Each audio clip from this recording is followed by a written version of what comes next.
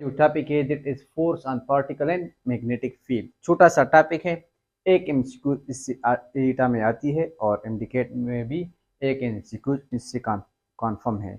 MCQs में तीन possibilities है, तीन चीजें आपसे पूछेंगे। अगर हमारे पास एक पार्टिकल है, एक चार्ज पार्टिकल या सादा पार्टिकल है, वो फील्ड में एंटर होती है तो किस पर कितना फोर्स लगेगा, या कौन सा अगर सर्कल में जो है मूव कर रहा है तो उस सर्कल का रेडियस क्या होगा, ये जिस सर्कल में वो पार्टिकल मूव करता है उसकी टाइम पीरियड या फ्रीक्वेंसी हमारे पास क्या होगी। तो ये तीन चीजें जो आज हमने वो सीखनी है और वो पढ़नी है।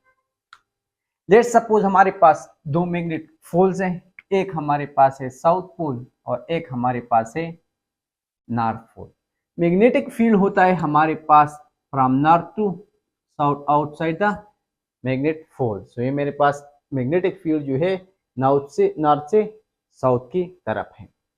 अब अगर हमारे पास एक पार्टिकल है वो इस डायरेक्शन से एंटर करता है टू दिस मैग्नेटिक फील्ड, या हमारे पास जो है इस एंगल से एंटर करता है या इस एंगल से एंटर करता है, तो हमारे पास इस चार्ज पर जो है एक फोर्स लगेगा और वो फोर्स जो है वो डिपेंड करेगा ऑन दैट चार्ज।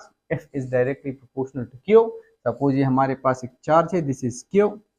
दूसरी, हमारे पास ये फोर्स डिपेंड करेगा, force depends upon the velocity of the particle, ये जो चार्ज जा रही है कितनी वेलोसिटी से जा रही है। And third, it will depend upon this magnetic field, ये जो दो पोल्स के बीच मैग्नेटिक फील्ड है ये इस पर डायरेक्टली प्रोपोर्शनल है। अगर इनको हम कंबाइन कर ले तो हमारे पास जो टोटल चार्ज आता है that is F is equal to Q V B sine theta. ये जो थीटा है हमारे पास, ये थीटा हमारे पास एंगल है बिटवीन वी एंड बी। जो पार्टिकल जाता है उसकी डायरेक्शन और मैग्नेटिक फील्ड की डायरेक्शन। अब अगर हमारे पास इस फोर्स की हम बात कर ले तो ये हमारे पास डिफरेंट होगी फॉर डिफरेंट चार्जेस, डिफरेंट होगी for different velocities and different होगी फॉर डिफरेंट फील्ड्स। अब लेट सपोज हमारे पास ये फील्ड है, ये मैं चेंज नहीं कर रहा हूँ, बी मेरे पास सेम है और वेलोसिटी भी मेरे पास चेंज नहीं हो रही है। लेट सपोज हर एक पार्टिकल जो है सेम वेलोसिटी से इस मैग्नेटिक फील्ड के अंदर जा रहा है। अब अगर सपोज मेरे पास वो पार्टिकल क्या है, इलेक्ट्रॉन है, तो इस पर कितना फोर्स लगेगा, इस पर फोर्स लगेगा F is equal to Q V B and sine theta. यहाँ पर चार्ज निगेटिव है, इलेक्ट्रॉन का सो मैं निगेटिव लगाऊंगा। अब अगर प्रोटॉन जा रहा है तो प्रोटॉन पर भी सेम चार्ज लगेगा, लेकिन उसकी चार्ज पॉजिटिव होती है, सो इस पर फोर्स क्या होगा, F is equal to Q V B sine theta. यानी अगर हमारे पास एक फील्ड में एक इलेक्ट्रॉन एंटर हो जाता है, एक प्रोटॉन सेम वेलोसिटी से, तो दोनों पर जो फोर्स अमल करेगा वो मेरे पास क्या होगा, सेम होगा। हमें पता है कि प्रोटॉन 1840 टाइम हेवियर है इलेक्ट्रॉन से, लेकिन फिर भी जो फोर्स है वो मास पर डिपेंड नहीं करता, ये डिपेंड करता है only on Q V B. यहाँ पर हमारे पास मास इन्वॉल्व नहीं है, ये आप लोग याद रखें। इसी तरह अगर पॉजिट्रॉन होगा तो क्या होगा, पॉजिट्रॉन भी हमारे पास इलेक्ट्रॉन की तरह पार्टिकल्स होते हैं, लेकिन उसकी चार्ज पॉजिटिव होती है, सो इसके लिए Q V B sine theta इस पर फोर्स लगेगी। अब जब हमारे पास अब अल्फा पार्टिकल है तो अल्फा पार्टिकल भी हमारे पास फोर्स लगेगी क्योंकि इस पर भी चार्ज है। बीटा पार्टिकल पर भी हमारे पास जो है वो फोर्स लगेगी। Let me confirm the beta particle. So alpha particle पर हमारे पास जो चार्ज होती है वो हमारे पास, इसमें हमारे पास 4 टाइम्स ऑफ इलेक्ट्रॉन होती है। सो जो अल्फा पार्टिकल है उस पर हमारे पास चार्ज होगी 4 Q V B sine theta. सही है। अल्फा पार्टिकल में हमारे पास ये हीलियम न्यूक्लियस होता है, यहाँ पर हमारे पास 2 प्रोटॉन्स होते हैं और 2 neutrons. Sorry for the interruption.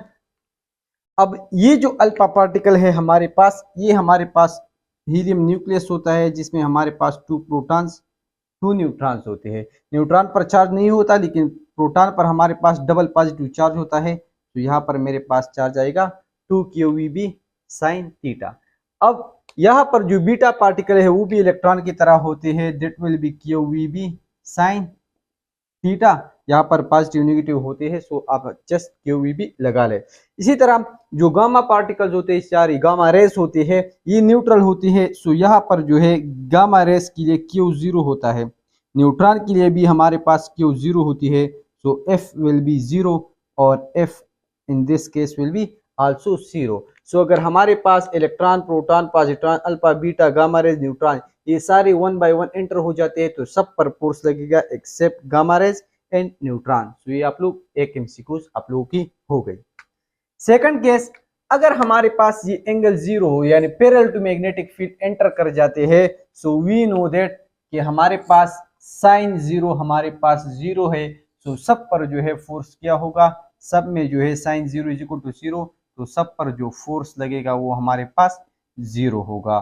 सो आप लोग ये याद रखें कि अगर हमारे पास जो भी पार्टिकल हो, इलेक्ट्रॉन, प्रोटॉन, लेकिन अब अगर पैरेलल मैग्नेटिक फील्ड एंटर हो जाते हैं, तो इस केस में हमारे पास जो इस पर फोर्स है वो फोर्स नहीं होगा।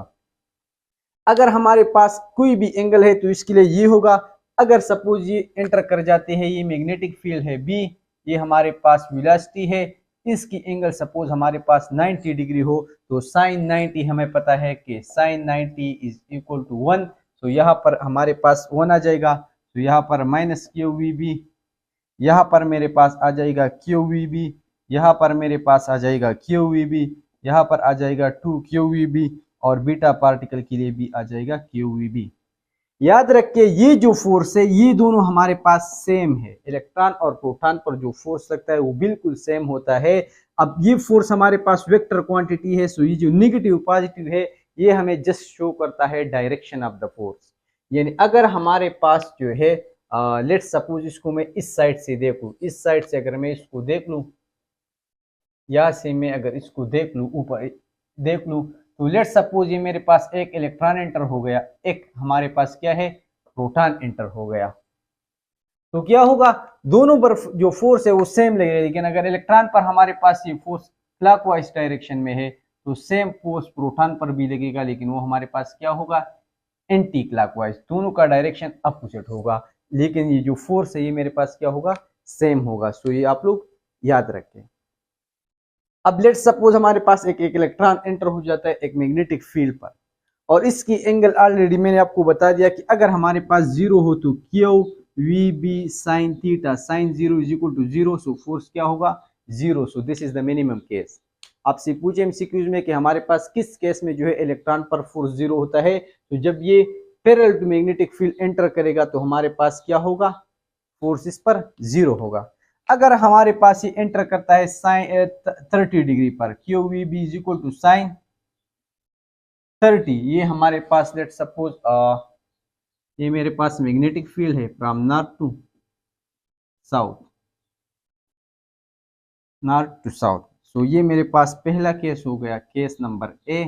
अब सपोज ये मेरे पास इलेक्ट्रॉन इस तरह एंटर करता है, अब मेरे पास अगर इलेक्ट्रॉन 30 डिग्री पर एंटर करता है, this is 30 degree, C 45 degree, D means 60 degree और E केस मीन्स कि अगर ये 90 डिग्री पर एंटर करता है, तो हर एक केस में जो है इस पर जो फोर्स लगेगा वो फोर्स डिफरेंट होगा।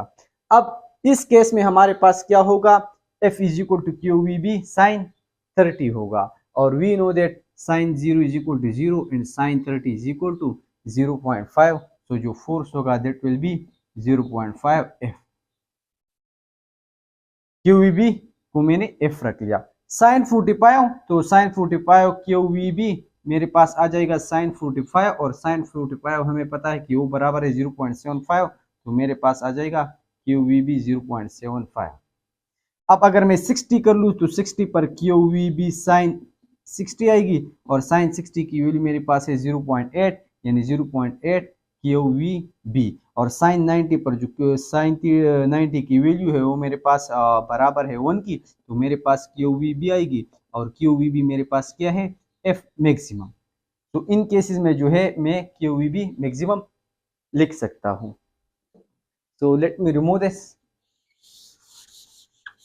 अब ये जो फोर्सेस है हमारे पास, ये आप लोग देख लें कि इस केस में जो है वो 0 है, इस केस में 0.5 F मैक्स है, यानी 50% ऑफ F मैक्स, यहाँ पर जो है 75% ऑफ एफ मैक्स,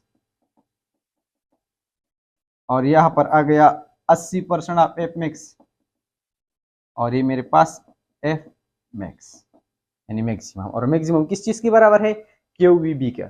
अगर आपको कहे कि मेरे पास एक इलेक्ट्रॉन एंटर हो जाता है एक मैग्नेटिक फील्ड पर, उस पर मैक्सिमम फोर्स जो था, या सपोज एक मैग्नेटिक फील्ड पर इलेक्ट्रॉन एंटर हो जाता है डिफरेंट एंगल्स पर, मैक्सिमम जो फोर्स लगता है वो मेरे पास है 10 न्यूटन। और अब अगर ये 30 डिग्री पर एंटर करेगा तो इस पर कितना फोर्स लगेगा? सो आप लोगों ने क्या करना है, ये जो एफ मैक्स है ये आपको गिवन है, यानी क्यू वी बी जो है ये गिवन है। सपोज ये 10 न्यूटन है, एफ मैक्सिमम कितना है? 10 न्यूटन। अब अगर आप लोगों ने एफ फाइंड करनी है 30 डिग्री, सो 30 डिग्री के लिए ये फार्मूला है 50% ऑफ मैक्स। तो हमारे पास जो 50% ऑफ 10 न्यूटन आता है वो हमारे पास है 5 न्यूटन, यानी 5 न्यूटन फोर्स जो है फिर इस पर लगेगा। So this was all about the Q V B sine theta. अब अगर ये इलेक्ट्रॉन एंटर करता है, अगर आपसे पूछ ले कि आप लोग इसका एक्सीलरेशन फाइंड कर ले, वो फार्मूला लिखे कि इस पर इसकी एक्सीलरेशन फाइंड कर ले, तो हमें ये भी याद रख ले कि F is equal to Q V B sine theta. यहाँ पर F बराबर है एम ए की, सो मैं ए लिख लेता हूँ और Q V B sine theta, ये F is equal to M A, ये जो M है ये मैं इस साइड पर ले आता हूँ। तो ये मेरे पास इक्वेशन फॉर द एक्सीलरेशन है। सही है। अगर आपसे ग्राफ्स के बारे में पूछे तो ग्राफ्स भी सिंपल है, यानी ये जो फोर्स है ये डिपेंड कर देता है क्यू पर।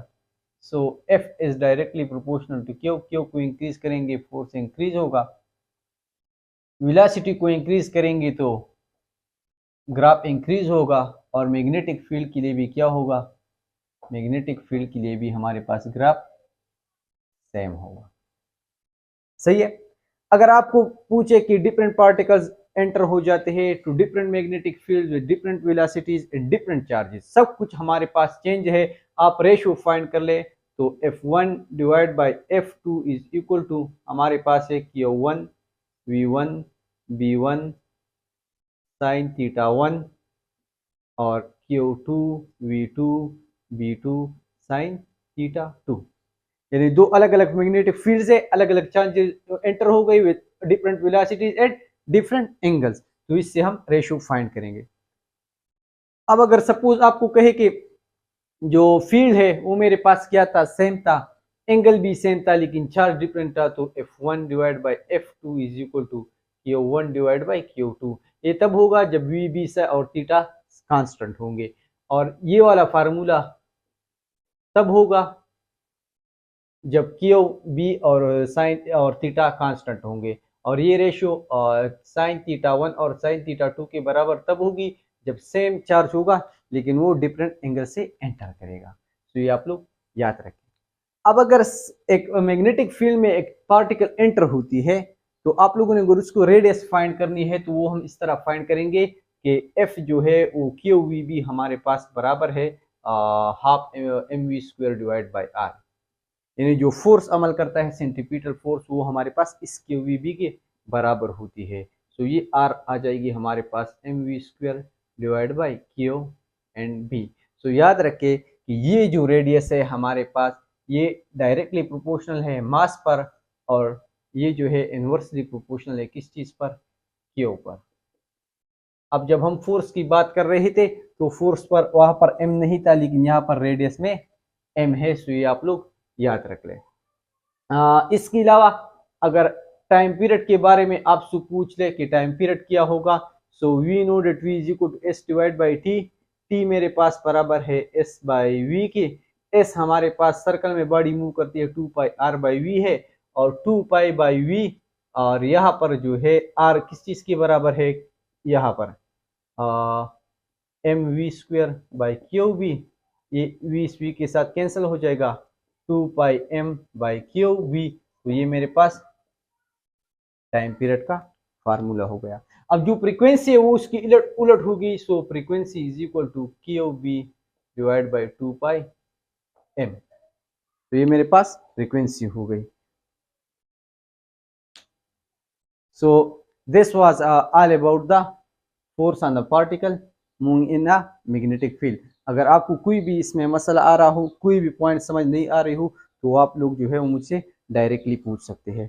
एक और बात कि हमारे पास जो है एक एमसीक्यूज है, वो कुछ इस तरह है कि लेट्स सपोज हमारे पास एक फील्ड है, ये हमारे पास फील्ड है, सही है। Let me right the correct values.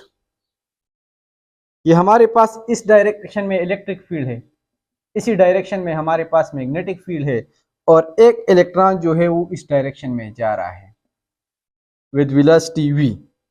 तो क्या होगा, ये रुकेगा, ये वापस आएगा, ये किस डायरेक्शन में चला जाएगा। सो अगर हम देख ले तो ये मैग्नेटिक फील्ड भी इस डायरेक्शन में है और इलेक्ट्रॉन भी इस डायरेक्शन में मूव कर रहा है। यहाँ पर एंगल जीरो है, तो अभी हमने कहा जब एंगल जीरो होता है तो इस पर फोर्स जीरो होती है। तो इस बी का इस ई से कोई लेना देना नहीं, ये इस पर डिपेंड नहीं करेगा। अलबत्ता ये जो इलेक्ट्रिक फील्ड है हमारे पास, हमें पता है कि इलेक्ट्रॉन जो है वो opposite to electric field move करती है। अगर ये मेरे पास पॉजिटिव है, ये मेरे पास नेगेटिव है, ये इलेक्ट्रिक फील्ड होगा और इलेक्ट्रॉन जो है वो मूव करेगा फ्रॉम नेगेटिव टू पॉजिटिव। अब इलेक्ट्रिक फील्ड इस तरफ है, इलेक्ट्रॉन भी इस तरफ जा रहा है। अब इलेक्ट्रिक फील्ड की वजह से इलेक्ट्रॉन इस डायरेक्शन में मूव करता है।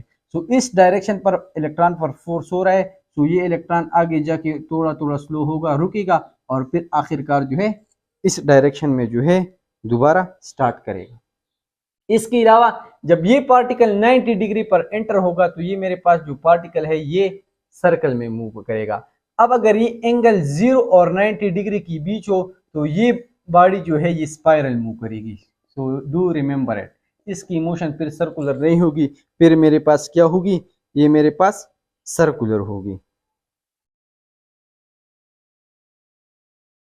इसके अलावा यहाँ पर जो फोर्स लगेगी, अगर आपको एक कहे कि यहाँ पर जो है पार्टिकल एंटर होता है, इसकी फोर्स फाइंड कर ले, तो इसके लिए हम कौन सा रूल्स करेंगे, यूज करेंगे। तो इसके लिए both Fleming left hand right hand rule भी यूज होता है, left B Fleming right hand rule और फ्लेमिंग लेफ्ट हैंड रूल।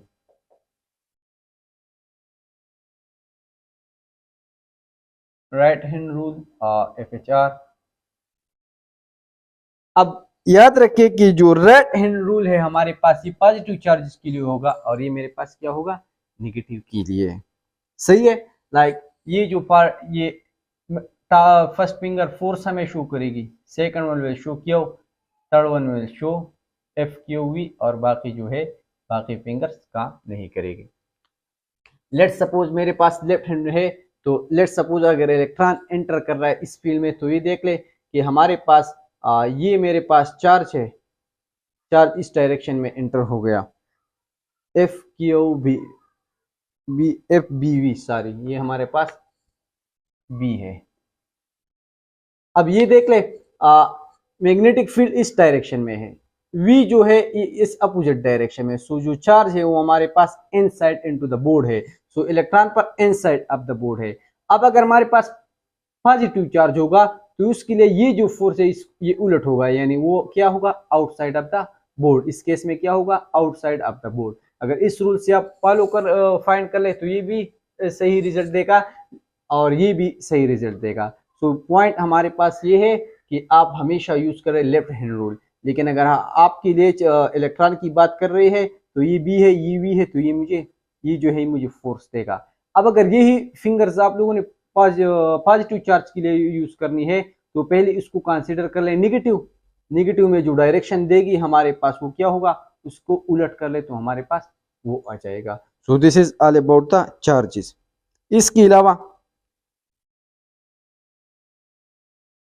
इसके अलावा अगर टाइम पीरियड की बात कर ले तो यहाँ पर मुझे मेरे पास जो टाइम पीरियड का फार्मूला आता है इसको जरा देख ले कि मेरे पास जो टाइम पीरियड का फार्मूला है ये मैं यहाँ पर लिख लेता हूँ। टी मेरे पास बराबर है 2πm/क्यूब। टी मेरे पास डायरेक्टली प्रोपोर्शनल है एम पर, इनवर्सली प्रोपोर्शनल है किस चीज को, क्यू को। सो अगर इलेक्ट्रॉन और प्रोटॉन दोनों एक साथ एंटर हो जाएंगे तो दोनों की चार्ज सेम है तो दोनों की टाइम पीरियड सेम होगी। लेकिन प्रोटॉन की मास ज्यादा है सो प्रोटॉन की टाइम हमारे पास क्या होगी, ज्यादा होगी। Time period of the proton क्या होगा, ज्यादा होगा। सो प्रोटॉन जो है स्लो स्लो मूव करेगा as compare to electron. So time period for proton is higher than time period of the electron, ये आप लोग याद रखें। So this was all about the force on a particle, especially a charged particle. That's enough for today.